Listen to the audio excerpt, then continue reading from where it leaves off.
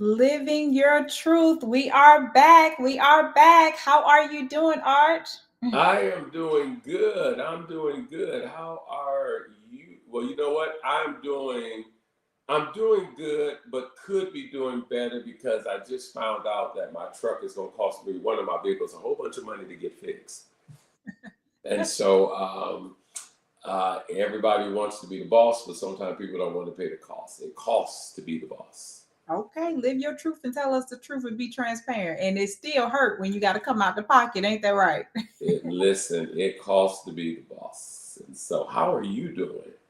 I'm gonna say I'm amazing, amazing, amazing, amazing. And what's that quote that they say?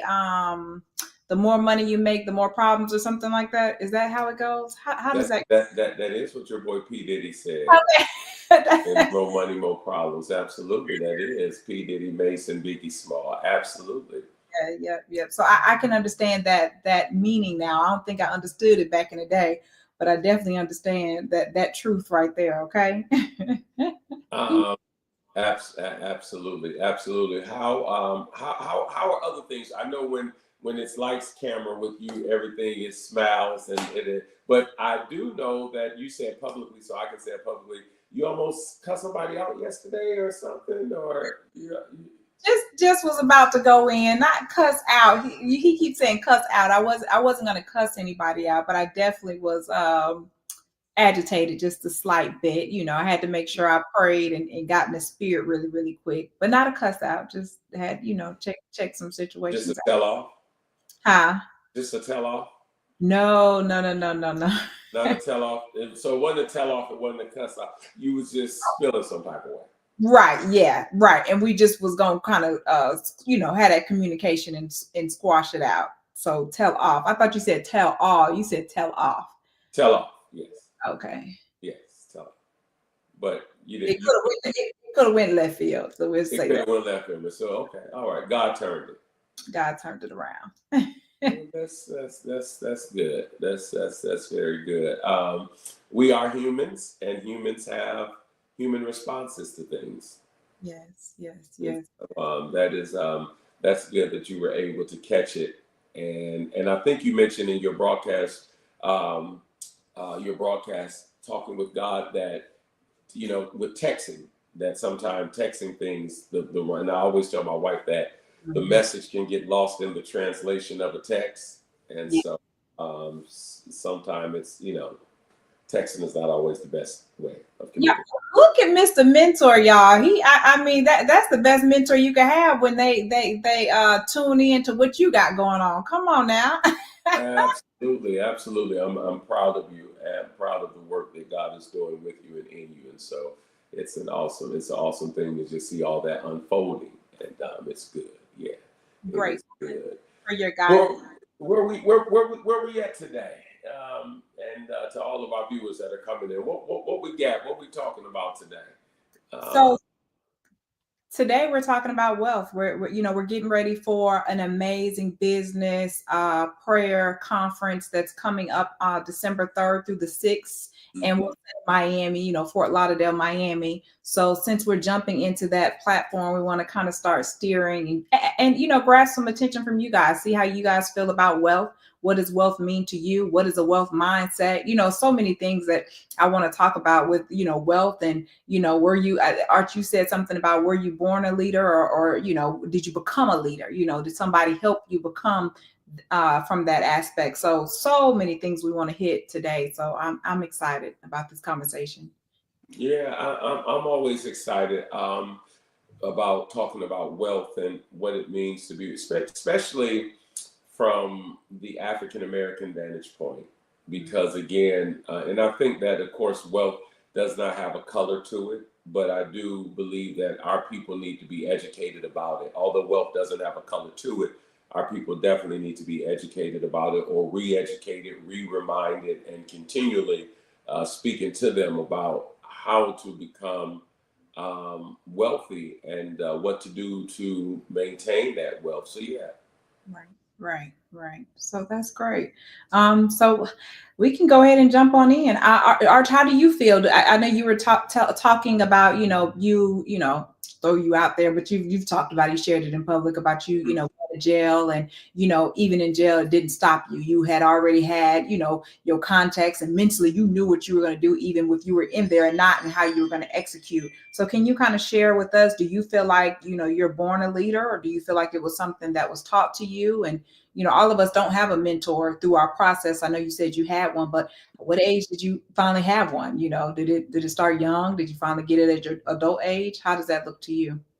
Well, I've always had great mentors in my life. I was blessed to be around great, strong men, and men that were the representation of what I believe a man is to be: one that provides for his family, one that gives direction, one that covers and leads. And so, being around that, I kind of always knew what to look for, what look toward, and what not to do, because knowing what not to do is just as important as knowing what to do.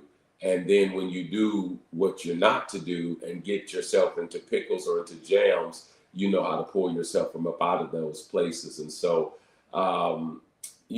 just because I'm inquisitive on today, and you threw the question at me first, it's supposed to be thrown at you first. You know, and we get to my whole jail experience, my whole the whole bologna sandwiches and noodles and all that kind of stuff. Because again, I don't mind telling it. But are you born a leader? I definitely feel like I was born a leader. You know, I definitely at a young age, you know, the funny thing is, as much as I talk now, my mom used to always say they didn't think I was going to be able to talk because I just would sit there and be quiet. But I felt like I was just observing the environment that I was in. There was a lot of things at the beginning that I didn't necessarily care for, and I just would watch and observe. But I finally got to an age where she told me, my brother's older than me, and she was like, I would help him do his homework, and I would kind of teach him and show him the ropes. And there was a lot of things he showed me the way, but I definitely feel like I was born a leader. I mean, from at an early age, I was taking out the trash, people's trash for 50 cents. You know, the old school. We don't see kids do that anymore, but I literally was knocking at people's doors saying, hey, I'll take your trash out for 50 cents. I don't think my mom knew I was doing that. And she did. She just knew I always had some change. I had a couple dollars in my pocket, but I literally would go and, you know, knock at people's door, take their trash out. I was, you know, when I get some change, I was selling candy, selling keychains, like, and I feel like that's where the journey started. You know, people say, well, when did you start your entrepreneurship? But I promise you, I couldn't have been no more than, I want to say maybe 7 or 8. I was young. I was really young. Where were you born at? I'm from Milwaukee, Wisconsin. Okay. All right. When we say born a leader, okay. So you were born in Milwaukee, Wisconsin, the Midwest. Yeah. Yes, okay. Definitely. Mm-hmm. All right. But I was raised in Atlanta. I was literally most of my childhood was definitely in Georgia, Marietta, Georgia. So that was most of my childhood. But I definitely think it was in me. It was definitely in me. Wow. You know, you have those. No, go ahead. I was going to say, you know, Chantel, they say where a person is raised at has a lot to do with the shaping of who they become.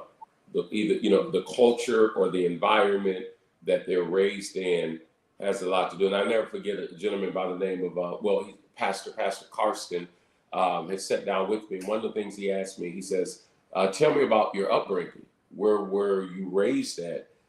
Because if we can sometime figure out where a person was raised at, sometimes that attributes to the success or who they are or who they became or why they act the way that they act. So, all right. So you were born in Milwaukee, Wisconsin, but you were raised in Marietta, Georgia. Yes. Yes. So is that considered the country? No, it just sounds country, Marietta. Yeah, I mean, Georgia compared to being up north is country. So I mean, okay. I don't think it's country. I think it's more fast paced than Macon, Georgia. I mean, I hate to throw Macon, Georgia under the bus, but you just threw Macon all the way. Just threw Macon all the way under the bus. Let me ask you this, because I'm always interested again about the upbringing and the culture. Of course, I guess you have seen Atlanta change quite a bit then, right? Since you were raised there. Mm-hmm. Mm-hmm. Okay. So it's more fast paced now, more entrepreneurial. I definitely feel like it's fast paced. You know, even me coming from Atlanta to Florida, I can see the difference in how I move compared to someone in Florida. So I definitely feel like Atlanta is much more, but it's definitely more fast paced than here in Florida. So I can see, like, even being in Florida, everything I'm looking at, there's tons of opportunities that people in Florida don't really recognize off the eye, but there's so many opportunities that I can see, and I'm like, wow, y'all don't see this, and wow, y'all could be doing this, and you can have this kind of business, and there's limited people doing this. So there is just tons more. Wow, wow. God bless you, Apostle Felicia Cody, and others who are coming in. Some of the things that you're saying on today and some of the things that we're discussing today, Chantel, is absolutely amazing, because let's play Google today. Let's play Google. Mm-hmm. Give me the definition to innate. Innate. Hold on. Yeah. I Google definition. I know what it means when we say it, the innate desire, they have an innate ability, but what does Google have any other translations for that word? Inborn or natural, her innate capacity for Right. organization. What is innate? Being existing in, belonging to, or determined by factors present in an individual from birth. Wow. So, because I was thinking when you were talking, and can you develop leaders, or are leaders born? And right away I went to like CIA, Navy SEALs. Are all of the guys who sign up for Navy SEALs, the CIA, although they may not be the top of the, they may not be that SEAL until they go through training, but is there something innately in them that says, I want to do this? I want to be that leader that runs ops jobs and does X, Y, Z. Myself, and just hearing your story, there is something innately in me that I won't say the part of Florida you reside in, because everybody's trying to shoot their shot with you, and your inboxes is filling up, and I don't want folks start coming to try to stalk you. But there is something that innately is in me that that I tell you all the time, that I have to live in New York or close to. Mm-hmm. I can't go where you live at when I come to Florida. I have to go to Miami, because there is something that is innately in me that I'm on the go. Mm-hmm. I'm not being busy and not productive. My wife and I, a couple years ago, we were in Beverly Hills at Maestro's, whatever the name of the steak restaurant is, and we heard a table that was literally right next to us. This guy was trashing everybody kind of who was in Los Angeles, because he was like, why they sleep at 4:30 in the morning on the East Coast, we up making money and we doing X, Y, Z. Ain't nothing but a bunch of lazy people around. I love people watching the eavesdropping. So I'm eavesdropping on the car. I'm loving this. I want to be like, hey, I'm from New York. Yes. But so, and I'm going to that question when you talk about you always knew you were a businesswoman. Mm-hmm. Can you really, for the sake of conversation, can you really develop somebody else who, do you have it or do you not have it? As long as I've known me, I've always wanted to be around fast-paced things, because it keeps me on my toes. It keeps me on the go. It keeps me thinking. It keeps you irritated because you working with me, and you can ask me several different things, several different ways, several nice ways, and it's gonna take me a little while to get back to you. But for sure, I'm gonna definitely get back to you when things are down on the wire. So again, are we innately born leaders, or can you make leaders? Again, and that's why I use the Navy SEALs. Although those guys may not be at the top of their ranking at that moment, but is it something that's in them that signs up and says, I want to be a Navy SEAL. I'm built for this pressure, this pain, to go through this, I definitely feel like you can build people up to a certain degree. Definitely feel like they can be built. I just feel like you're always going to see that natural take. Hi, Christina. You're going to see that natural take. And I feel like the people that are born with it, they do it with a little more ease. Not saying it's not hard, but when I say ease, that means it flows. You got what I'm saying? It's not that you don't feel the pain, or, but you can press through the pain. You press through as opposed to complaining about it. So I definitely feel that some people can be trained to become a leader, but they may not be able to withstand the pressure of what it takes to be a leader. Does that make sense? So and that's good. I mean, you're saying it. And again, the infamous word or the infamous word, individuals who might be infamous today, but were celebrated yesterday. I really believe, Chantel, if you study it, there's something that is innately in them that says leader. When Bill Cosby was going through everything that he was going through, you know, when his first trial, he got found not guilty. Second trial, he got found guilty. And he could have, 80 years old, he could have got out of jail, you know, 2 years earlier, but he said, no, I'm going to sit here until this gets overturned. And it's like what I'm saying to you is like, it's almost something that is innately in people that are leaders. Again, you know, he my president now. He would have been my president. He always be my president. But Donald Trump, everything that he's been through, that is some type of innate leadership ability to be able to say, I ain't giving up. I'm not breaking under pressure. And again, we can go through, you know, person after person, whether it's something good they did or something bad that they did. Usually leaders have just this innate ability to endure pressure, pain, setback, to endure all of the, and I think that that's what really kind of makes a difference. As you just said, a leader can be developed, but if I'm hearing you correctly, you're saying there is a difference from one that is born and one that is developed. Definitely. But let me tell you something.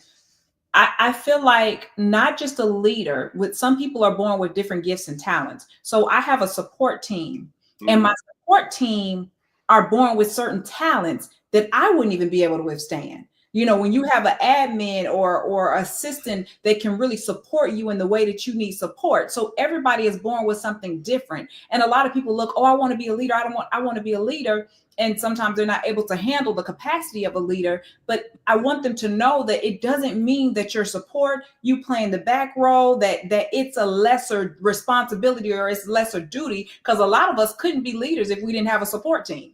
You know what I'm saying? So some people look at the support team as, oh, they're playing they're playing the background. But think about how important the people that are writing the songs are. You know, think about the people that are writing the scripts. Like, as leaders, we wouldn't even be able to do what we do if you didn't have that support team. So I just want people to understand that there's certain talents and certain things that you are born with. It doesn't mean, oh, because I'm a leader, that I'm better than the next person. So even though when I say, yeah, I'm born with this talent, think about, I don't know about you, but there's times as a leader that I wanted to shrink back. There was times that I hid who I was. And for some reason, people would just know, you know, like I'd be like, okay, this time I'm going to sit here and I'm going to be quiet. I'm not even going to open my mouth. I'm not going to tell them what I do. I'm not going to tell them my business. I mean, and for some reason, they would automatically pick me as, okay, lead the group. Okay, I did kickball, and they literally called me chief and made me lead the group. So, and I was quiet. Like, I'm not going to say anything. So what I'm doing is going back and forth and saying, yes, I was born that way, and people can see it. I don't care how quiet you are. People will be able to see that leadership. I'm talking about, I literally tried to hide that leadership and they automatically picked up on it. So it has to be something within us that we don't even see or we know. But then I can look at somebody that's very supportive and you know, caretakers that have it's already embedded in them. Innate embedded in them to be a caretaker, to take care of someone, to slow their schedule down, to put someone before their own needs, you know. So I just feel like we're born with certain traits and certain talents that get us through life, that get us through the journey. Absolutely. Well, again, that speaks to something that we say in church and in ministry, that people, of course, stay in their lane and know their place, but be a good number one at being number two. Be a good number one at being number two. Everybody's not the leader to lead out in the forefront. Some leaders, one of my favorite movies, The Devil Wears Prada. You know, the pressure that was on her assistants, both of those two young ladies, the pressures of, you know, they were leaders. You can't deny it. Though she was out in the forefront, though she had the eye to see style, but it was them that were making appointments, picking up her children, getting the whole Harry Potter manuscript, that whole, those young ladies, those two admins, the support staff, as you say, they were just as important as she was, because she could not have done her job without them doing their job. But they knew their place. They were a good number one at being number two.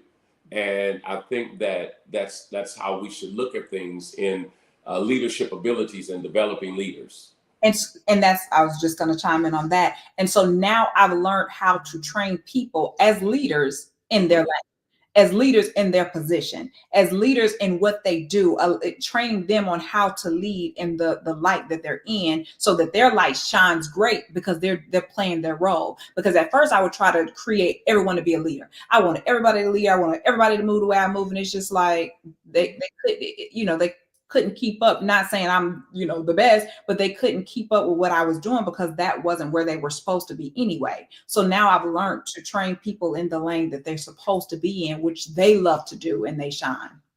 There are, as we talk about the number one, the number ones at being a good number two, something that has always interested me in leadership development and leadership, training. I really don't like to say training, because I've already, I always say you train animals, you develop people. So there's a great difference.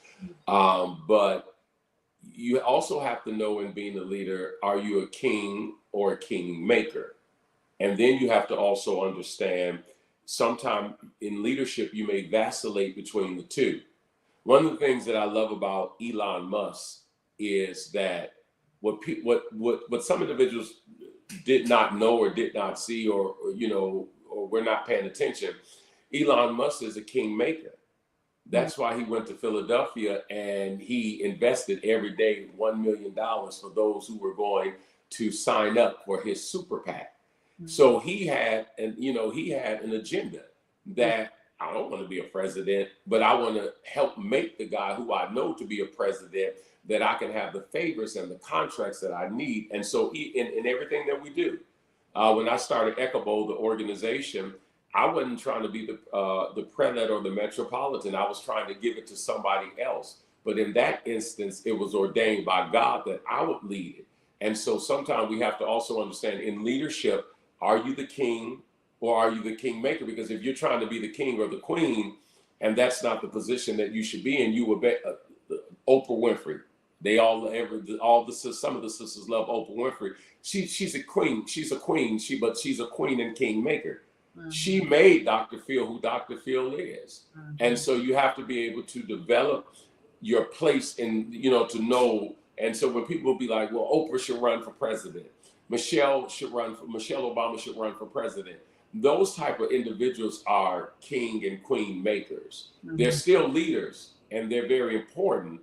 But again, they are the people. Nancy Pelosi, she's another one. She's a king and queen maker. She was the one who went to President Joe Biden and tugged him on his coattail and said, "It's time to give it up, Joe." Those people are just, and hear me, those people are just as powerful as the ones that are in the forefront. Because again, she wasn't the president, but she went and had the conversation with him on record, proven now, hey, it's time for you to give this thing up. We're gonna lose if you don't give it up. She is what we would call a queen maker. Right. And so I think you have to be able to develop and distinguish those two as well in leadership. Oh, definitely. But I think most leaders are normally wanting to be a king or queen maker. Most leaders want to rise people up, like, unless they're just, all about them and selfish. Most people want to rise the people up around them. I definitely think that's the ultimate goal. People think of leaders like they're pushing and they're in the front, but a lot of times their ultimate goal is selfless. Their ultimate goal is humility. Their ultimate goal is to bless and benefit other people. A lot of times we talk about the blessing, but a lot of times we're asking for the blessing to be able to bless other people, so that we can have, the item in our hand, so that we can help other people move and thrive and, get to their ultimate goal. You said most. Now, I will warn you, and I can't wait till we get to my Fort Lauderdale, to the panel, and any and everything else. But blinded ambition, Chantel, can be something. Mm-hmm. Ambition that is not disciplined can cause you to be blinded. Mm-hmm. I've seen it all my life in church. I've seen it. Come on, we've seen it in corporate America. You say most leaders. Yeah, but then when that seat comes open, it's a different story. When the VP of the corporation is making just as much as the CEO, or the VP is making just as much as the president, and then the president resigns, and the VP say, "Well, I'm going to take it now." Mm-hmm. When the VP is really not fit to sit in that seat of the president, but here it is, he's making just as much as money as the president, but now he's feeling like, maybe I can do this. Mm-hmm. But see, and so that's what I'm saying. Sometimes the whole king, queen, maker mentality, that VP would have to know, no, fall back, let somebody else come in. Your salary is where your salary is going to be. You're still going to have all the influence you're going to have. But again, blinded ambitions can cause people to move into seats that they have no business moving into, and destroy companies and destroy ministries and destroy churches. And so, again, yeah, most leaders do want to pull people up, but then I've also seen some leaders make mistakes because they were blinded by the ambitions of them wanting to do more or sit somewhere in a seat that they should not sit in. And then I just don't think that they're, I mean, hate to say it, but I just don't think they're the true definition of a leader. Oh, this is going to get juicy today. I don't know about that, Mentee. Can somebody go off the scale? Can somebody go off tracks? Yes, but okay, let me pull up again. We like to pull up definitions, and you gotta get the whole scale. Leader is someone who guides, inspires, influences others. It didn't say self, others towards achieving a shared vision or goal. They possess qualities such as integrity, empathy, confidence, and the ability to make decisions for the benefit of a group, the benefit of everybody else. Most leaders are servants. They serve. So it says, or organization, they serve. Effective leaders, so maybe it's not an effective leader. Right. Fosters collaboration, communicates clearly, leads by example. Again, motivating, not self, motivating others to grow and contribute. Leadership is not only a part of authority or position, but also about serving, empowering, and bringing out the best in others, often aligning their personal purpose with a great collective purpose. So leadership is not about self. It's not, but at some point, it's the whole, PMS, power, money, sex.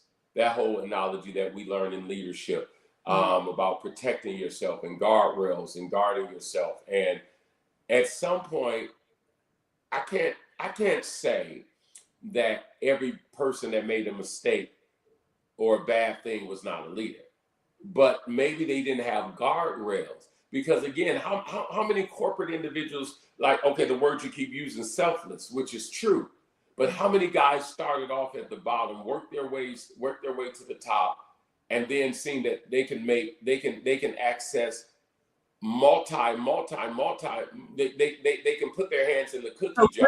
Greed came in. There you go. Greed came in. Okay. I think they were leaders. I think at some point they were honest, good guys, but then it's like, I don't want the 5,000 square foot home. I want the 10,000 square foot. I want the jet now too. I want the company jet now too. And so it's like greed just started coming in, blinded ambitions. And so their ambitions became blinded, and it causes it causes the death to those great leaders sometimes. So this is my question then. So especially since we're talking about wealth and wisdom, do you feel like you have to be, and I get your point. So let me get to your point. I think you've swayed me, and I believe your point. Like they start off as a leader and get up to the top, and greed takes over. But you think that they have to be a leader to get to the mindset that we are spreading for me as a leader of influence and wanting to see impact, do you think the people that we're speaking to have to define themselves as leaders? I mean, I don't feel like you have to be a leader to write a book. If God has purposed you to write a book or influence people, because some leaders are not like verbal, but they're great writers. So do you think that they have to be a leader to get to this wealth and have power? Like, is power all you need? Or, what do you think is more important? Well, I think there has to be, whether it's the backdoor leader or the upfront leader, whether it's the king or the kingmaker, there has to be some capacity of leadership that's in a person that would cause them to want more, to desire more, to write the book. Because the truth of the matter is, a lot of people don't understand in my younger, immature years of ministry, Chantel, because I was blinded by ambition, and I would see the preacher up there with 5 books and get this book and this book. How many of you are, I could go through the whole spiel. I wrote this book right here for all the single ladies. And then Beyonce's song was out, all the single ladies. And he would make that quote and he would say, are there any single ladies in here? I was the guy looking, blessings, you sneeze? Yes. I was the guy that was a quiet sneeze. Wow. All right. I was the guy looking from the pew saying, I want to write 5 books. I want to write 10 books. But I didn't understand the revelation of writing is one of the greatest things in leading. Because when you're writing, you're leading and leaving something behind. You're leading and leaving something behind. So I was blinded by the ambitions of just wanting to be the author. And people say he wrote 10 books. But I didn't understand that an author is a leader, because now that author is spinning or shifting the narratives concerning something. Some people will never read. And again, I just use him for an example because he's such a common name. Some people will only read the bad books on Donald Trump, and that's all they will know from those authors who wrote it. And that is what it is. Mm-hmm. But those authors had a responsibility to tell the truth. Mm-hmm. And now, whether they did or they didn't. And so again, the power and the magnitude of writing a book, you have to be a leader to do that. Okay. Because again, your writing is shifting the narratives and it is changing the story. It is giving encouragement. It should be giving encouragement. It is giving insight. Whether it's your biography or whether it's a memoir, it's giving something to someone else. I share this with you. I have an extensive library. I can't think of his name right now, Chantel. I picked up his book, and next podcast, remind me to get it because I want to show it to you. Chantel, I picked up his book. I almost started to cry the other day. It's the tennis player. He was the African-American tennis player who died from AIDS in the 90s. He had got a blood transfusion. And I bought his book some time ago. I started reading it.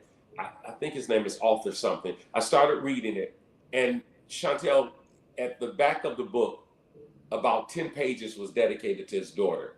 And it started by saying, I probably won't be here with you when you read this, but this is my letter to you and my instructions. Mm-hmm. So there again, the power of that, that he was able to write beyond the grave. Right. And he told his daughter the type of man to date. He told his daughter, you will grow up in comfort because of the lifestyle of him being a famous tennis player. He says, you will grow up in comfort and you will have wealth that many did not have. But this is how I want you to treat the wealth that you have. Mm. That thing blessed my life. That's what an author will do. An author will, but there it is. Daniela, the author Ash. I told you his name was author something, author Ash. That thing blessed my life to know that long after he was gone, and look at this, Chantel, long after he's gone, I just see the letter that he wrote to his daughter and the power and the impact of it. It just touched my heart.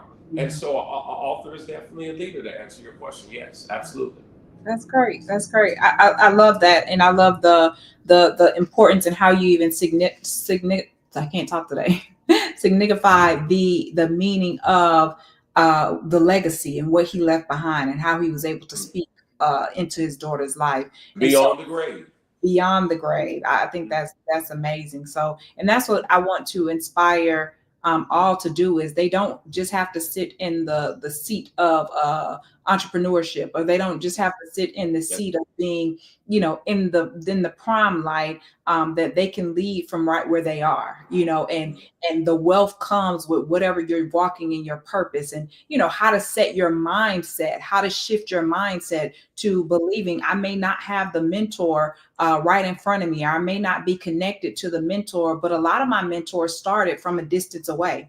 A lot of my mentors started as one of my mentors that helped me shift was my friend's mom. My friend's Mm. was very prominent in her business, and and that was the first person that showed me, like, wow, I could do this, wow, I could do that. So whoever you relate to, and I feel like, look at, make sure your mentorship is so important, Art. I mean, I have to stress this because mentorship is so, so, so important. Even the ones that you can't call on the phone or touch, you can still see, you can look at their life and say, okay, I can look at your life and say, okay, I don't mind living in that life, I don't mind doing that. And so as you do that, that'll help give them direction in the way that they want to go. So mentorship, you don't have to have a personal relationship with them, but you can model someone from a distance. You can model someone from far away. You can model your friend. Like I said, the young girl that I modeled, we went to school together and we were very, very close. But her mom, they were actually, I think I spoke about this before, they were Black and Asian, and her mom owned a wholesale export and import. And so at a young age, she had her own home. But literally, I promise you, I was maybe 23. And I remember I roommated with her in her own home, and she told me how they, the family puts in money, and they put in money. And so that's how she was able to get her first home. But it showed me that and so I gave myself 1 year. And a year later, I literally went and purchased my own home when I didn't even think that was possible, until I shifted my environment, till I got around her. Because at first I was like, hey, I got my own apartment, I'm doing better than some of my other friends. So I thought I was doing something, but I was only circled around a certain level of people. So in my perspective for that moment, I felt like, hey, I'm doing good, I'm doing great, until I shifted another environment and I used her mother as inspiration. And I'm like, if she can have this multi-million-dollar business, then I can too. And it wasn't a negative competition. It was like, wow, if you can do it, I can. So literally at 24, I was able to purchase my own home as a single mother. But because I seen someone else, I then knew that I can achieve that, because I seen someone else doing that. I'm like, oh, wow, I could do that as well. Well, I think we said it. I said it months ago. It ain't nothing wrong with copying the cat unless it's the right cat, as long as it's the right cat. All And right. so, absolutely. And I will say to everyone that is on today, yeah, you can actually absolutely glean from people who you don't know.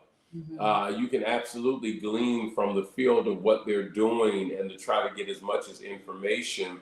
And you might not meet those individuals, but again, try to get as much as information as you possibly can, to be able to help shape your disciplines, to Mhm. be able to help shape what it is that you're going to do, and how you're going to do it, and how you're going to be able to accomplish it. And so you're absolutely correct.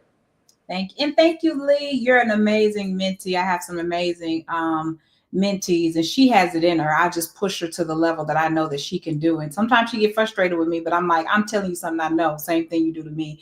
But I want people to understand too about a mentor. This is so, so important. Is I'm never trying to do exactly what they're doing. I'm doing it in my own way, in my own lane. That's And right. some people will begin to envy their mentors, especially when you get in close contact with them. Hmm. Some people will try to be in competition with their mentors. Some people will try to get ahead of their mentors.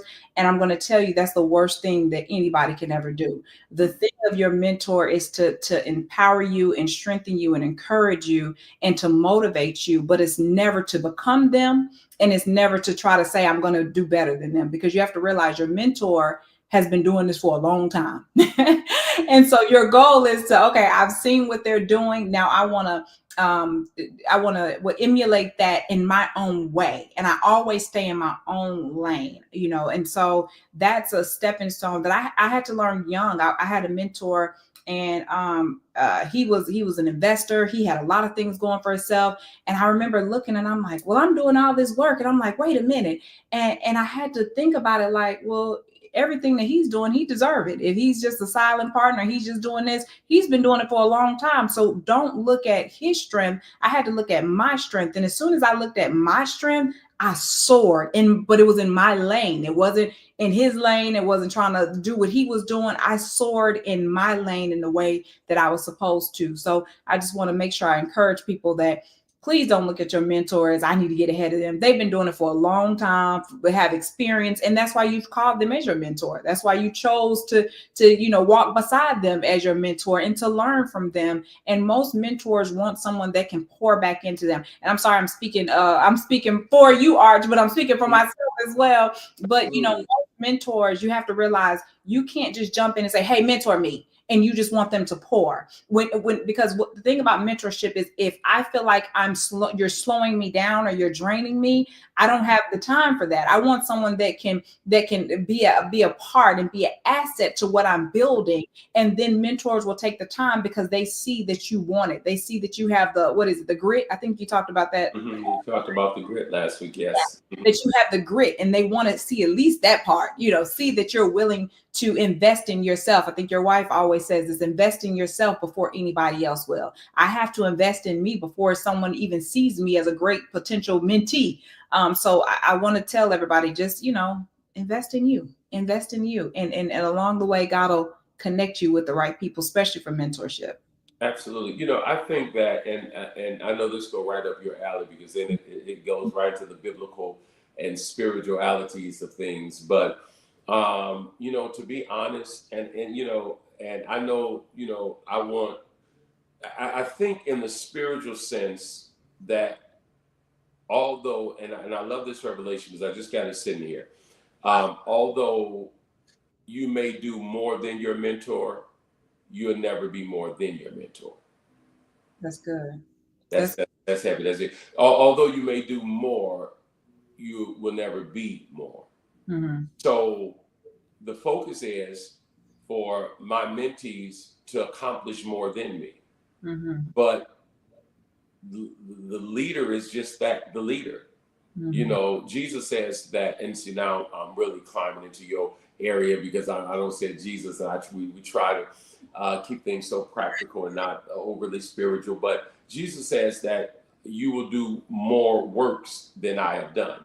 Mm. It didn't mean that we were going to be greater than him. It meant that we would have more time to advance the kingdom of God. And so I will honestly say, and although I know my spiritual fathers and my mentors, and they say that they're proud of me, and they will say stuff like, hey, Devin, you did this more faster than I was able to do it. But at the end of the day, I would never say that I'm more than them. Yeah. Because the grace that's on my life is a grace that came from their life. Mm-hmm. So how can I be more than something that gave me who I became? Right. I'm gonna have to go back and listen to this. How can and the reason I say that because you said something. So I can never get into competition with my mentor. Mm-hmm. I can never get into competition with my spiritual father because I would never add up. It just, again, it don't matter, again, and I think that's where people who are carnally minded, where they miss it. It don't matter if my house is bigger than his. It don't matter if I have more cars than him or if I get more money. There was something innately in him mm-hmm. that caused something to activate in me to become who I became. And all while we're talking on today, Chantel, that, even Lucifer, mm-hmm. the devil, he was put somewhere to do something, but something in him, pride, ego, rose up to say that I'm going to be greater than him. I'm going to be greater than God. Mm-hmm. So as you're talking about mentorship and again, although I want all of my mentees to do more than me, my spiritual sons do more than me, but at the end of the day, they will never be more than me because first of all, God created me to be who I am, and God created them, as you alluded to earlier, to be who they are. Mm-hmm. And so though it's the same grace, it's a different grace. But at the end of the day, the grace that was the grace that's on my life was a grace that helped activate something in their life. Mm-hmm. And so when you talked about that jealousy thing, because I've seen it happen before, I've seen great relationships spoil because the mentee tried to outdo the mentor, and it became a matter of, well, they doing it, I'm gonna do it. They got it, I'm gonna get it. And they missed it because it's never the things that we have that make us who we are. It's what we have on the inside that calls us forth for those things that are on the outside. So that's my 2 cents to add to that mentor conversation. That was it. That was it right there. And so I want to know about, because you just led me into it and you said it wasn't what I had, but it's what's on the inside of me. Because a lot of times we get into that place of I want wealth for materialistic reasons. Do you feel like you're motivated? And how do you feel like we should motivate people? From what standpoint? Is it how does that work for you? Yeah, I'm so glad we're doing this, and make sure we chop it and edit it and put it on YouTube. And first of all, God didn't allow me to become wealthy to become rich. Because there's a difference between rich and being wealthy. Rich, you're still working. When you become wealthy, your money is working for you. Mm-hmm. God didn't allow me to become rich until I understood why I needed to be rich. Mm-hmm. I think a lot of people, and again, me being young in ministry, Chantel, and it's one of my greatest honest and transparent moments, when I seen my pastor or my bishop with certain things, and I was like, I want that. I know. And if you cannot answer the question why you want something and why you need something, you don't need to have it. And again, we're talking about reality, and that's why I love this podcast. I love what KGM is doing, and I love the ministry because it is a ministry. The false realities of rappers and basketball players, and again, we love Google. If I had you research it and run the statistics, that's a small number of people who are going to become basketball players and who's going to become football players and who's going to be rappers. It ain't good enough for you to say, I need bling bling because Rick Ross got it. Or I need it because XYZ got it. I heard Tyrese say something on the Breakfast Club that I was rolling. He was like, y'all didn't even know I started wearing fake earrings. He said, you seen that? He said, I started wearing fake. He said, but y'all didn't even know that. Again, but even in that, somebody who don't understand wealth or riches will say, oh, Tyrese got a 3 carat in his ear. Let me go get it. Why do you need a 3 carat in your ear? So I think about when we start having these powerful conversations about wealth and riches, people have to be able to understand why money is always a tool. It is a tool that provides defense and comfort or defense. Simply put, it's a tool that the Bible says money is a defense. So money will defend you, or it will secure or protect you from some things. And then it will provide levels of comfort. But becoming rich should never be about getting things, because that'll bankrupt you right there. That'll have you trying to live like the Joneses. That'll have you trying to do things that is not in your tax bracket. And so I think when we start talking about wealth and riches, I think one of the greatest things that we need to educate our people about is, why do you want this? And what is the reason that you want it for? Why is it? What is the reason that you want it for? What is it? And I get it. There's some flex in all of us. There's a little bit of flex in all of us. I get it. It is a time there. But at the end of the day, you shouldn't have more flex than you have more purpose. Come on. Because if everything is about flexing, you're gonna flex yourself into bankruptcy. You're gonna flex yourself into being broke. Right. And so I want to add to, I love what you said, because I actually wrote that in one of my first book about the difference between rich and wealthy. And so the difference between being rich is a rich man can make $1 million and $1 million go out the door. So they're just as broke because they're like you said, they have the materialistic. As their income increase, their expenses increase, and they trying to keep up with the Joneses, and they just as heartbroken and frustrated. But wealthy, and everybody's wealthy is a different definition. For me, my wealthy was when I was able to loan someone a car and I didn't need to charge them for it. My wealthy for me was when I was able to allow someone to live in one of my homes and I didn't feel the need to charge them rent at that moment. You understand what I'm saying? So wealthy is different for some people. Wealthy can be the freedom to move around how they want to move. So wealthy doesn't mean that I'm bringing in $1 million. Wealthy means I have the freedom to move and go how I please to move and grow. And it's not, I'm being in this rat race. I'm in this rat race. I'm spilling around the wheel trying to chase money. So everybody has a different definition of wealth, because some people can live in a small home and their bills are not, extravagant, and they're just as happy as they want to be. That's wealth, because some people just want to be comfortable.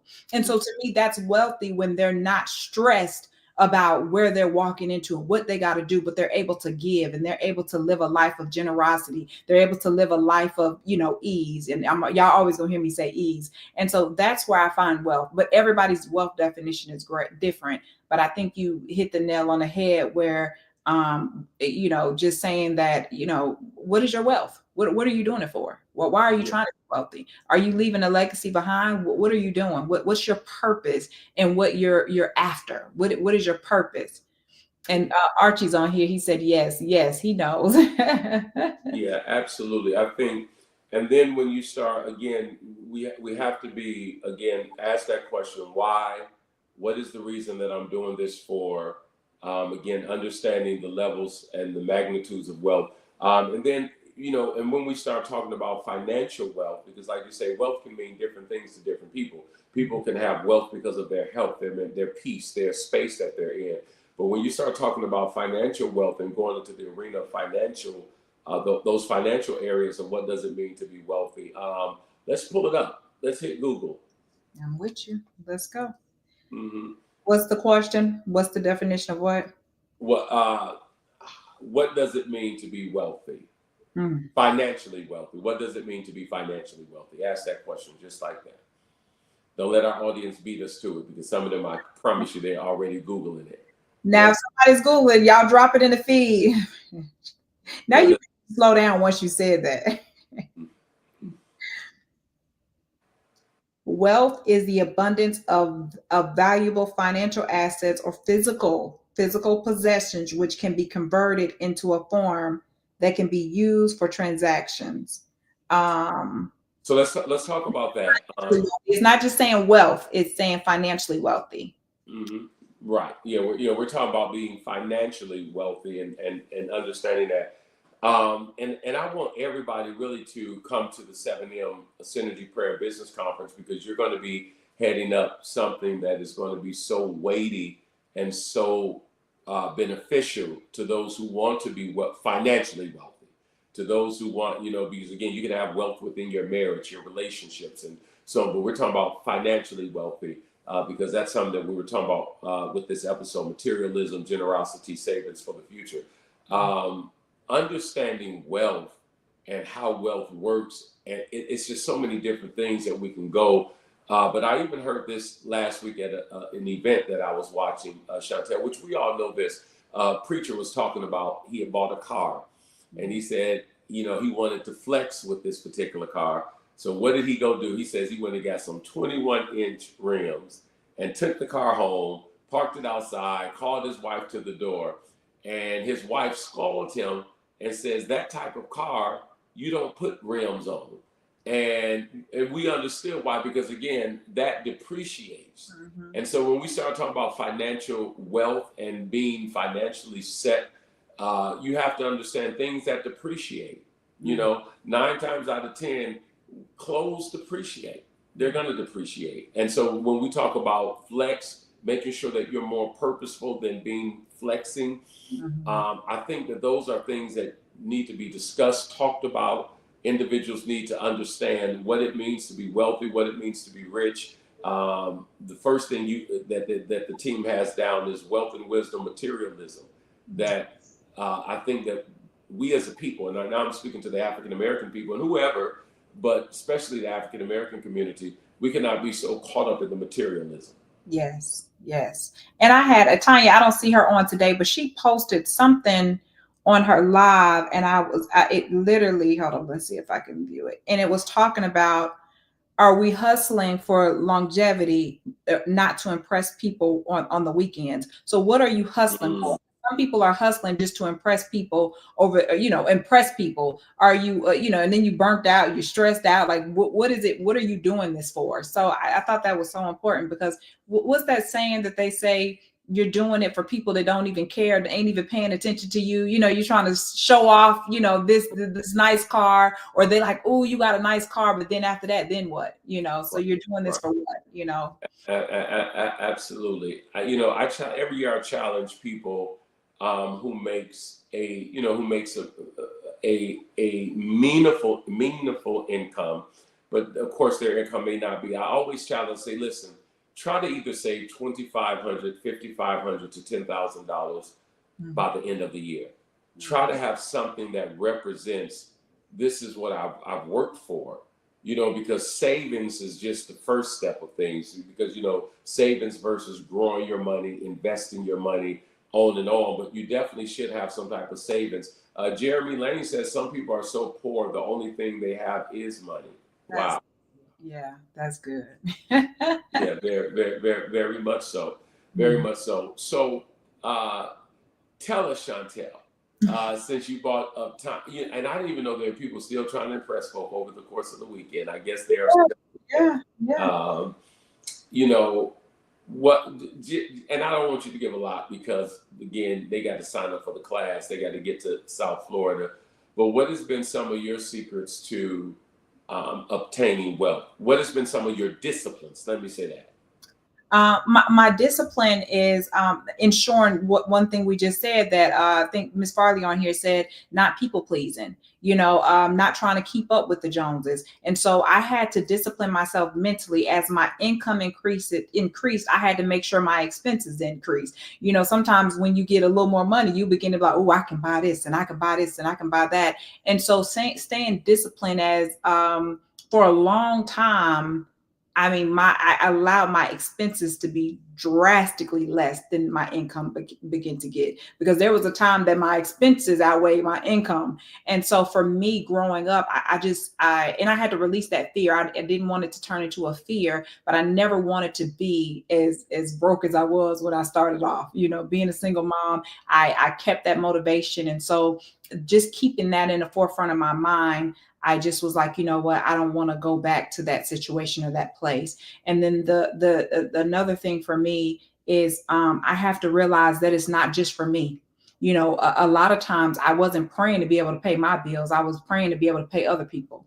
So that was my ultimate goal, is I have to be disciplined enough, that I'm able to make sure that I have a cushion to make sure I can pay for other people. Because I promise you, in business, you can literally, I just said it, you can see $1 million come in the door quickly, and you'll see $1 million go right back out the door. So if you get to $1,002 going out the door, we got a problem. So that was always one of my motivators, is just consistency and discipline. Consistency and discipline. So even though you see it, you begin to see it, keeping the same principles and practices that took me to where I eventually got over time, with keeping that same discipline, and continuing to learn. Just yesterday, I went to, I think I said it too. I think I said it on my live, but I literally went to my the insurance company, and I learned new policies that they actually didn't have when I was there. And so I was so excited to share with my son, like the term insurance. And now if you sign up for the term, remember, it used to just expire.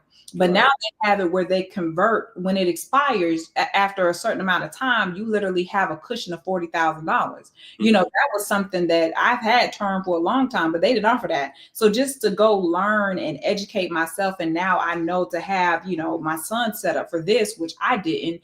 And just imagine in 20 years, just easy money that he didn't do anything for, but just have an insurance policy, he'll receive $40,000. So this is something that I have to educate everybody on. I've already educated people on having insurance, but just to see the turnaround of the insurance is just like, okay, wow. So, just continue to educate ourselves is definitely our motivation, and not trying to keep up with people. Like you said, why? What is your why? Why are you doing this? And sometimes I got to check myself. You about to buy this, but why? you know, you're trying to get this, but what's the meaning? And so converting, making sure you have powerful assets. You know, you just said that about not purchasing the shoes and all this type of designer stuff. And I mean, it's okay to splurge every once in every blue moon. I'm not saying don't, but just make sure that's coming from a surplus place and not just, okay, I'm sacrificing this to get this. So make sure you've already saved, you've already made your tithes and your offers and all that great stuff. You paid your bills, and then if you still have a surplus, then you can, buy something nice. Because I don't think God does not want us to be in a place that we can't ever do anything nice for ourselves. I don't believe that, but I definitely feel like ensure that you are grabbing assets first. If I hit hard times, I was able to sell some of my assets. Like quickly, I could sell and get something and make another investment move and move on. But it was because I had assets. Absolutely. Assets are very important. Absolutely. You are absolutely correct. And the older that I get, and the more understanding of wealth and true wealth and what it means, the less the less I want to impress people, and the less I even care what people have to say. If you're not in my orbit, I definitely don't care what you got to say, because again, how are you helping the cause or the advancement of me being able to do what it is that I need to do? And I want to say publicly that flexing is good, but again, we have to be purposeful and don't allow the flex to overshadow the purpose. And I went to TJ Maxx and bought this sweater the other day, and I love this sweater from TJ Maxx. And it looks nice. Okay. Yeah, listen, I went to TJ Maxx and again, I have the Gucci sweaters and the Louis sweaters and all of those type of sweaters, but I'm at an age now. I'm 45 years of age, and there's a certain amount of money, that when you start going by the wealth calculator, that an individual should have in the bank at a certain amount at a certain time. Mm-hmm. Not a certain amount of clothes, not a certain amount of things that depreciate.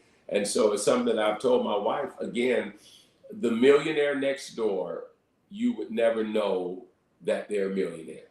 You would net two things. Either the only way you're gonna know is if you know. Mm-hmm. So now I do collect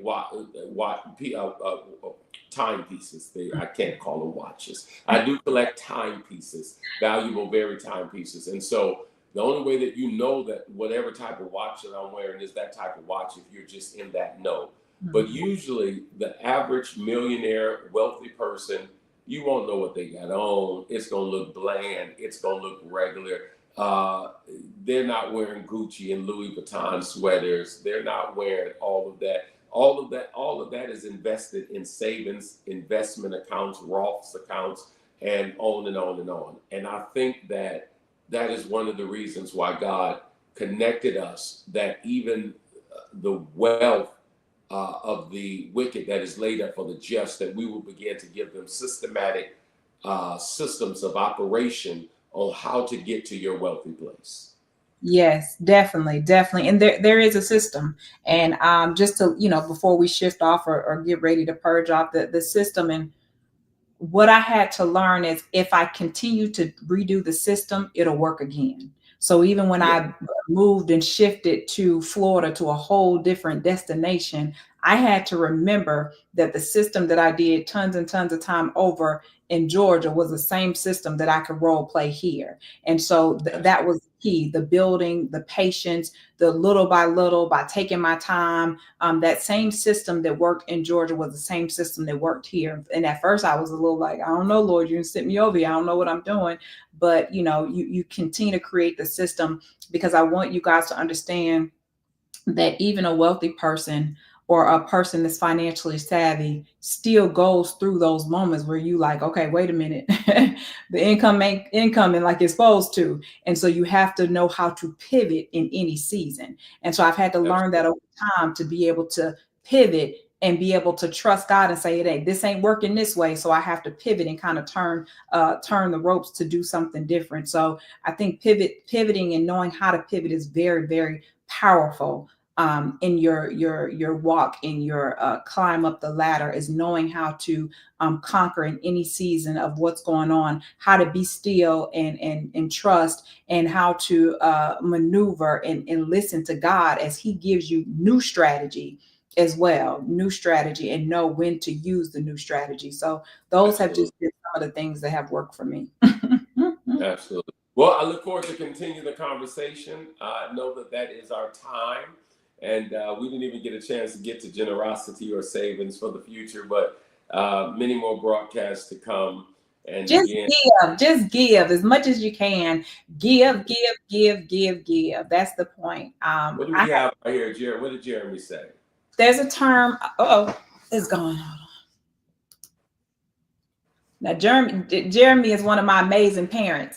It keep going away. There's a term. Okay. There's a term out there called prevalence induced concept change. Essentially, it means more money, more problems. Yep, I said that earlier in the thing. The moment we're able to solve a problem, our perception of a problem turns into something else. It's a quirk in human brain because we cannot go too long without having a problem to solve. Right. Once we are aware of this, we're able to check ourselves to prevent from living outside of our means. That was a great statement. I got to sit with that. That's good. He expanded on what I was saying about more money, more problems, and us having the problem solve. I love that. That's great. Yes. And just give. I think I was saying on give. My first mentor, I would always watch the way he gave, and I would ask like, why do you give so much? And he was like, I give, and it just continues to pour back into me. So I just got to give. So we know it's in the word too, but that was just coming from a regular standpoint. Give and it be given unto you, pressed down, running over, shaken together. But this was from somebody that was not as spiritual or Christian bound, but the concept was the concept. The concept was the same, and it worked. The system is the system. Yeah, the system is the system. So the terms work however you look at it. But I promise you, he was definitely a giver, and every time it would just pour back into him. So, yep. Wow. Yep. Well, thank you. Grateful for this wealth of information, Daniela says, and others are saying thank you. And Archie says thanks for all. And so I think the assignment has been accomplished on today. And we will be back next week, same time, same place, same bat channel. All right, you guys, have a great Tuesday, a Wealth Tuesday. Thank you, Daniela.